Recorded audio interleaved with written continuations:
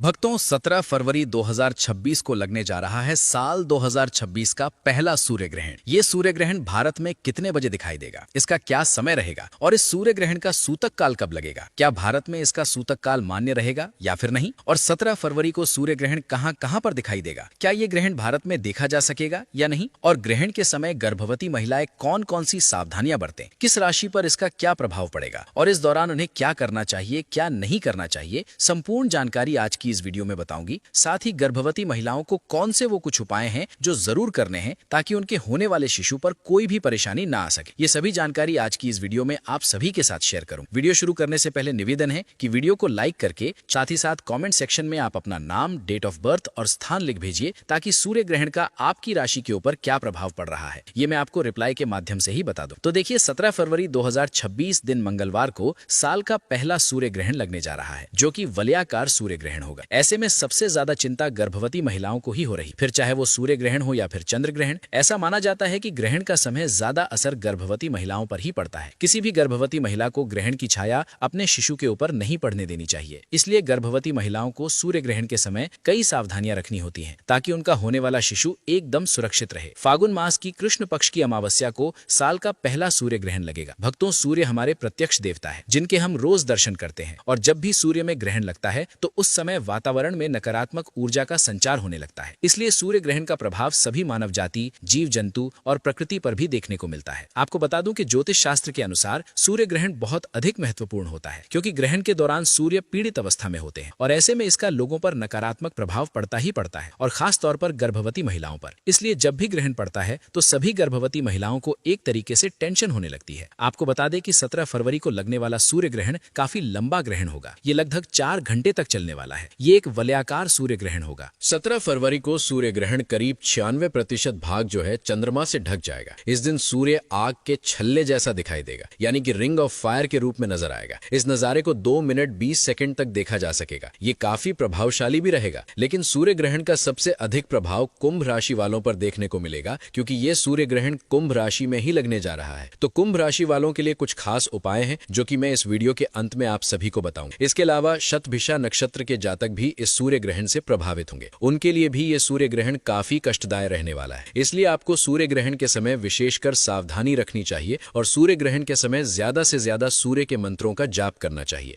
इससे आपको लाभ मिलेगा। चलिए अब जान लेते हैं कि 17 फरवरी को लगने वाला ये सूर्य ग्रहण भारत में कितने बजे दिखाई देगा। तो देखिए भक्तों, 17 फरवरी को लगने वाला ये सूर्य ग्रहण, इसकी शुरुआत भारतीय समय के अनुसार बात करें तो 17 फरवरी को दोपहर 3:26 पर हो जाएगा और इस सूर्य ग्रहण की समाप्ति होगी 17 फरवरी की रात 7:57 पर, यानी कि ये सूर्य ग्रहण लगभग 4 घंटे तक चलेगा। बात करें ये सूर्य ग्रहण कहां कहां पर दिखाई देगा तो देखिए ये सूर्य ग्रहण दक्षिणी अमेरिका, अर्जेंटीना, चिली, दक्षिणी Africa, Antarctica, Mauritius, Tanzania, Zimbabwe, Hind महासागर और प्रशांत महासागर में देखा जा सकेगा। लेकिन 17 फरवरी का ये सूर्य ग्रहण भारत में दिखाई नहीं देगा। ये खगोलीय घटना भारत में प्रत्यक्ष रूप से दिखाई नहीं देगी, इसलिए देश के लोग इसे अपनी आंखों से नहीं देख पाएंगे। परंतु इसका ये अर्थ बिल्कुल नहीं है कि इसका प्रभाव समाप्त हो जाएगा या फिर ये केवल उन्हीं स्थानों तक सीमित रहेगा जहां ये दिखाई देगा। सूर्य से जुड़ी हर खगोलीय हलचल का सूक्ष्म प्रभाव संपूर्ण पृथ्वी पर पड़ता है और ज्योतिषीय मान्यताओं के अनुसार इसका असर सभी राशियों तथा विशेष रूप से संवेदनशील लोगों जैसे गर्भवती महिलाओं पर भी माना जाता है। इसलिए भले ही ये घटना भारत में दृष्टिगोचर न हो, फिर भी सावधानी और संयम रखना आवश्यक समझा जाता है। जिन देशों में ये दृश्य होगा वहां पर इसके नियमों का पालन अधिक कठोरता से किया जाएगा और वहां सूतक काल ग्रहण आरंभ होने से लगभग 12 घंटे पहले से प्रभावी माना जाएगा। उन स्थानों पर धार्मिक अनुशासन, दिनचर्या में संयम और पारंपरिक नियमों का पालन विशेष महत्व रखेगा। जबकि भारत में सूतक औपचारिक रूप से मान्य न होने पर भी सजगता और सतर्कता को नजरअंदाज नहीं किया जाना चाहिए। शास्त्रीय मान्यताओं में सूर्य ग्रहण को एक गंभीर और संवेदनशील समय के रूप में देखा गया है जिसे सामान्य शुभ कार्यों के लिए अनुकूल नहीं माना जाता। इस अवधि में नए काम शुरू करने से बचने की सलाह दी जाती है और मानसिक शांति बनाए रखने पर जोर दिया जाता है। बहुत से लोग अपने घर के पूजा स्थल को ढक देते हैं क्योंकि परंपरा के अनुसार ग्रहण के दौरान देव प्रतिमाओं को स्पर्श करना उचित नहीं समझा जाता। हालांकि जहां ग्रहण दिखाई नहीं देता वहां मंदिरों के कपाट बंद करना अनिवार्य नहीं माना जाता, फिर भी श्रद्धालु अपने स्तर पर मर्यादा और श्रद्धा बनाए रखते हैं। घर में यदि तुलसी, शमी या अन्य पवित्र पौधे हों तो ग्रहण काल में उन्हें अनावश्यक रूप से छूने से बचा जाता है क्योंकि ये समय प्रकृति के प्रति भी शांत और संयमित रहने का संदेश देता है। गर्भवती महिलाओं के संदर्भ में ये समय समय विशेष सतर्कता का माना जाता है। पारंपरिक विश्वास है कि ऐसी खगोलीय घटनाओं का सूक्ष्म प्रभाव गर्भस्थ शिशु पर पड़ सकता है, इसलिए उनसे अपेक्षा की जाती है कि वे ग्रहण के दौरान अतिरिक्त सावधानी रखें। उन्हें सलाह दी जाती है कि ग्रहण को सीधे न देखें और संभव हो तो घर के भीतर ही रहें। ग्रहण शुरू होने से पहले स्नान करना शुद्धि का प्रतीक माना जाता है और समाप्ति के बाद पुनः स्नान करके स्वयं को ताजगी और पवित्रता का अनुभव कराया जाता है। यदि स्वास्थ्य कारणों से स्नान संभव न हो तो पवित्र जल का छिड़काव और स्वच्छ वस्त्र धारण करना भी पर्याप्त माना जाता है। ये सब केवल शारीरिक शुद्धि ही नहीं बल्कि मानसिक संतुलन बनाए रखने का भी एक तरीका है। परंपरा के अनुसार गर्भवती महिला अपने उदर पर गेरू या लाल चंदन का लेप लगाती है, जिसे एक सुरक्षात्मक प्रतीक के रूप में देखा जाता है। इसी प्रकार कच्चे सूत का एक धागा अपनी लंबाई के बराबर टांगना भी सुरक्षा और सकारात्मक ऊर्जा का संकेत माना जाता है। कुछ लोग अपने वस्त्र के पल्लू में तुलसी दल बांध लेते हैं ताकि वे स्वयं को आध्यात्मिक संरक्षण में अनुभव कर सकें। कमरे की खिड़कियां और दरवाजे बंद करके मोटे पर्दे लगाने का उद्देश्य बाहरी प्रकाश से बचाव के साथ साथ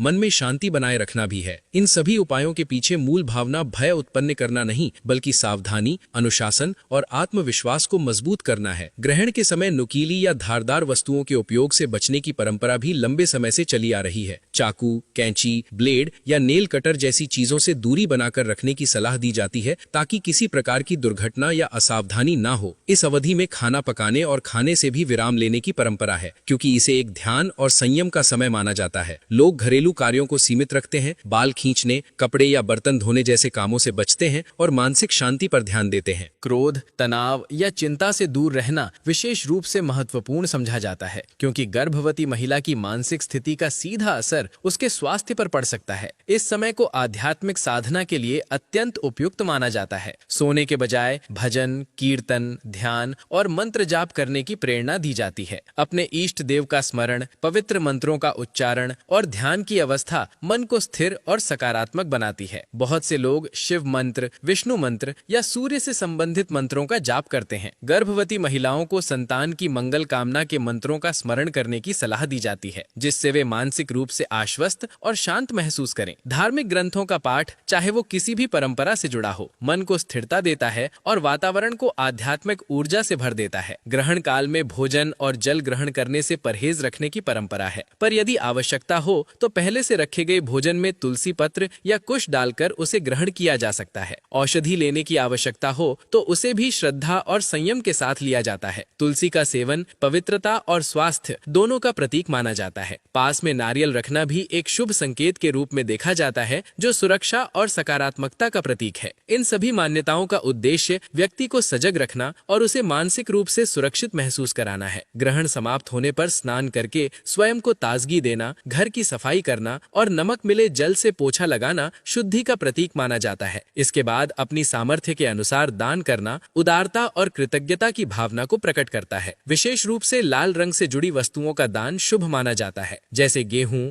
गुड़, लाल फल, तांबे की वस्तुएं या लाल वस्त्र। दान का वास्तविक अर्थ केवल वस्तु देना नहीं बल्कि अपने भीतर की करुणा और सहानुभूति को जागृत करना है। ये समय आत्मचिंतन, संयम और सकारात्मक संकल्प लेने का भी अवसर देता है।